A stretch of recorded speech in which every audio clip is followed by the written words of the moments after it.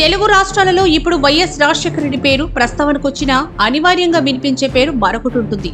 ఆ పేరు KVP Ramachandra Rao. YS బతికున్నంత కాలం వారిరువురు జంట కబుల్లో ఉండేవారు. వైఎస్ రాజకీయ ప్రస్థానంలో కేవీపీ ఆయన వెంటే ఉన్నారు. కేవీపీ తనను తాను వైఎస్ ఆత్మగా చెప్పుకునేవారు.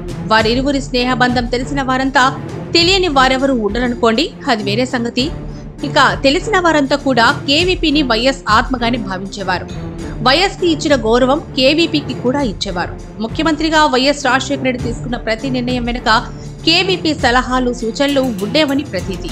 అటువంటి కేవీపీ వైఎస్ మరణం తర్వాత ఆయన కుమారుడు జగన్ కు రాజకీయంగా మార్గదర్శకుడికి గాను, అండదండగాను ఉంటారని అంతా భావించారు. కానీ జగన్ మాత్రం కేవీపీని దూరం పెట్టారు. జగనే దూరం పెట్టారా, లేక జగన్ స్వభావం తెలిసి కేవీపీయే దూరం జరిగారా అన్న చర్చను కాసేపు పక్కన పెడితే, జగన్ సొంత పార్టీ పెట్టుకుని కాంగ్రెస్ తో విభేదించినప్పుడు జగన్ పక్కన లేరు. ఆయన కాంగ్రెస్ లోనే కొనసాగారు. ఇక ప్రస్తుతానికి వస్తే ఏపీ కాంగ్రెస్ పగ్గాలు వైఎస్ షర్మిల చేపట్టగానే కేవీపీ హర్షం వ్యక్తం చేశారు.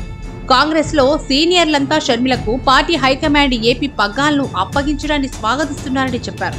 వాస్తవానికి షర్మిల కాంగ్రెస్ గూటికి చేరడం వెనుక కాంగ్రెస్ కు మద్దతుగా తెలంగాణ అసెంబ్లీ ఎన్నికల్లో అప్పటి తన పార్టీ వైఎస్ఆర్టీపీని పోటీకి దూరంగా ఉంచడం వెనుక ఉన్న వ్యూహమంతా కూడా కేవీపీదేనని రాజకీయ వర్గాల్లో ఓ టాక్ అయితే ఉంది. అయితే కేవీపీ మాత్రం ఆ విషయంలో ఇప్పటి వరకు నోరే విప్పలేదు. ఇప్పుడు కూడా షర్మిలకు ఏపీ కాంగ్రెస్ పగ్గాలు అప్పగించడాన్ని స్వాగతించారు. షర్మిల రాకతో ఏపీలో కాంగ్రెస్ కు పూర్వ వైభవం వస్తుందని ఆశాభావం అయితే వ్యక్తం చేశారు. అయితే కేవీపీ జగన్ తీరు పట్ల, వైఖరి పట్ల, పాలన పట్ల అసంతృప్తిగా ఉన్నారని, జగన్ ఏపీ పగ్గాలు చేపట్టిన 3.5 ఏళ్ల తర్వాత ఒకే ఒక్కసారి ఓపెన్ అయ్యారు. పోలవరం, విభజన హామీలు, ప్రత్యేక హోదా ఇలా ఏ విషయంలోనూ జగన్ సర్కార్ కేంద్ర ప్రభుత్వాన్ని నిలదీయడం లేదని, నిలదీయకపోవడం సరే కనీసం విజ్ఞప్తి కూడా చెయ్యడం లేదని అసంతృప్తి వ్యక్తం చేశారు. విశాఖ స్టీల్ ప్రైవేటీకరణకు కేంద్రం సిద్ధపడుతున్న సమయంలో దాన్ని ఆపేందుకు సీఎం జగన్ ఒక్క ప్రయత్నం కూడా చేయడం లేదని కేవీపీ విమర్శించారు.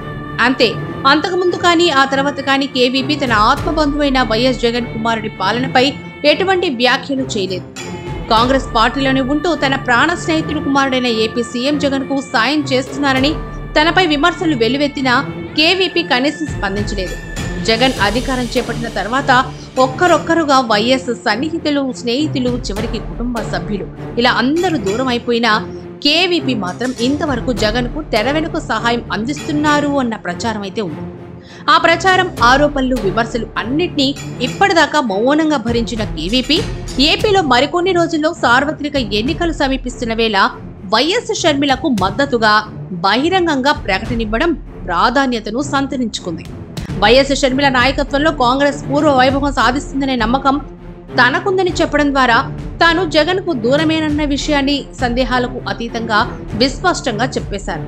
సో వైఎస్ ఆత్మ ఇక జగన్ పాలనకు వ్యతిరేకంగా షర్మిల నేతృత్వంలో చురుకుగా పనిచేస్తారని తేట తెల్లమైందని పరిశీలకులు విశ్లేషిస్తున్నారు.